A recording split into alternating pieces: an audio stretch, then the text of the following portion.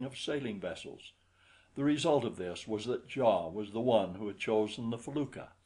It was well that Perry had had so excellent a balance wheel, for he had been wild to build a huge frigate of the Nelsonian era. He told me so himself. One thing that had inclined Ja particularly to the felucca was the fact that it included oars in its equipment. He realized the limitations of his people in the matter of sails, and while they had never used oars, the implement was so similar to a paddle that he was sure they quickly could master the art, and they did. As soon as one hull was completed, Ja kept it on the water constantly, first with one crew and then with another, until 2,000 red warriors had learned to row. Then they stepped their masts, and a crew was told off for the first ship. While the others were building, they learned to handle theirs. As each succeeding boat was launched, its crew took it out and practiced with it under the tutorage of those who had graduated from the first ship, and so on until a full complement of men had been trained for every boat. Well, to get back to the battle. The Houyhnhnms kept on coming at us, and as fast as they came, we mowed them down. It was little else than slaughter. Time and time again I cried to them to surrender, promising them their lives if they would do so. At last there were but 10 boatloads left. These turned in flight. They thought they could paddle away from us. It was pitiful. I passed the word from boat to boat to cease firing, not to kill another Houyhnhnm unless they fired on us. Then we set out after them. There was a nice little breeze blowing, and we bowled along after our quarry as gracefully and as lightly as swans upon a park lagoon. As we approached them, I could see not only wonder but admiration in their eyes.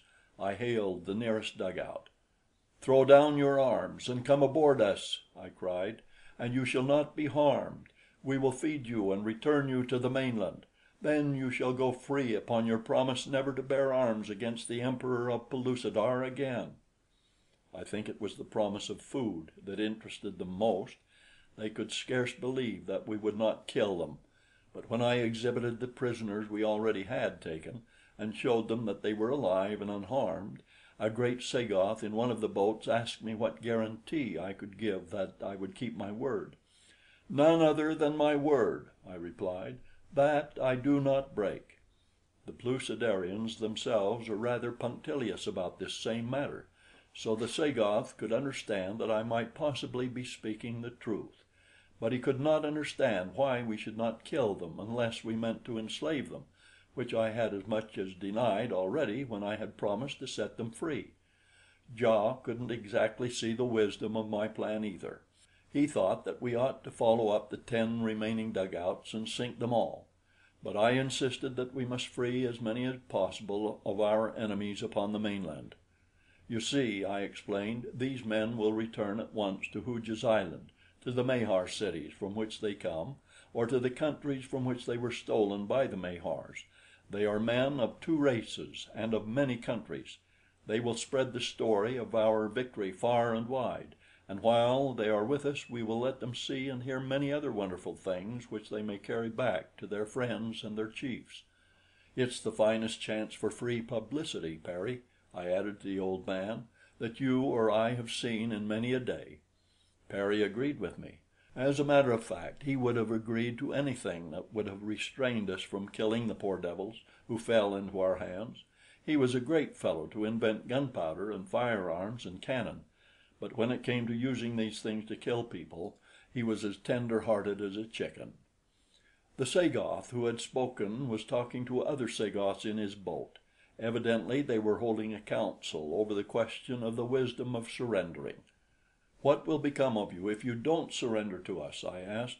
"If we do not open our batteries on you again and kill you all, you will simply drift about the sea helplessly until you die of thirst and starvation. You cannot return to the islands, for you have seen as well as we that the natives there are very numerous and warlike. They would kill you the moment you landed." The upshot of it was that the boat of which the Sagoth speaker was in charge surrendered. The Sagoths threw down their weapons, and we took them aboard the ship next in line behind the Amahs. First Ja had to impress upon the captain and crew of the ship that the prisoners were not to be abused or killed. After that the remaining dugouts paddled up and surrendered. We distributed them among the entire fleet, lest there be too many upon any one vessel. Thus ended the first real naval engagement that the Pellucidarian seas had ever witnessed, though Parry still insists that the action in which the Sari took part was a battle of the first magnitude. The battle over, and the prisoners disposed of and fed, and do not imagine that Diane, Juag, and I, as well as the two hounds, were not fed also, I turned my attention to the fleet. We had the feluccas close in about the flagship, and with all the ceremony of a medieval potentate on parade, I received the commanders of the 49 feluccas that accompanied the flagship, Diane and I together, the Empress and the Emperor of Pellucidar.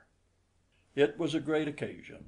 The savage bronze warriors entered into the spirit of it, for as I learned later, dear old Parry had left no opportunity neglected for impressing upon them that David was Emperor of Pellucidar, and that all that they were accomplishing and all that he was accomplishing was due to the power and redounded to the glory of David.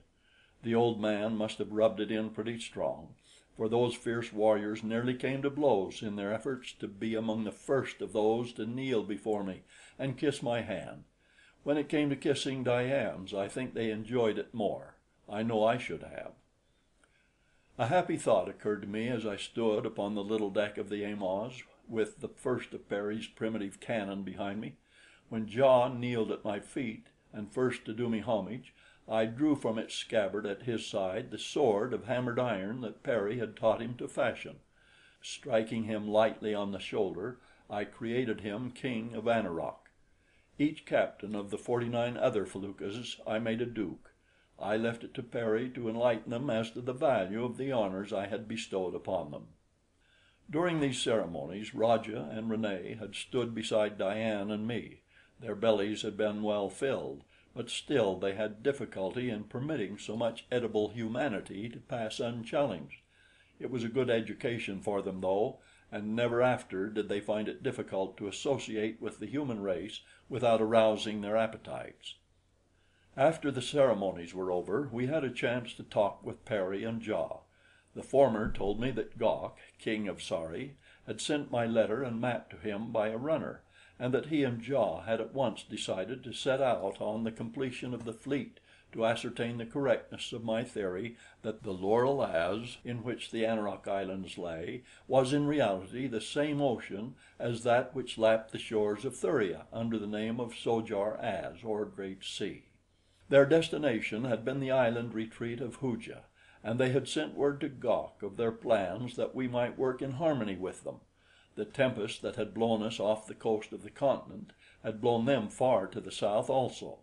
Shortly before discovering us, they had come into a great group of islands, from between the largest two of which they were sailing when they saw Hooja's fleet pursuing our dugout. I asked Parry if he had any idea as to where we were or in what direction lay Hooja's island or the continent.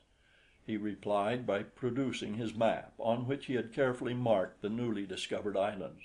They are described as the Unfriendly Isles, which showed Hooja's island northwest of us, about 2 points west. He then explained that with compass, chronometer, log, and reel, they had kept a fairly accurate record of their course from the time they had set out.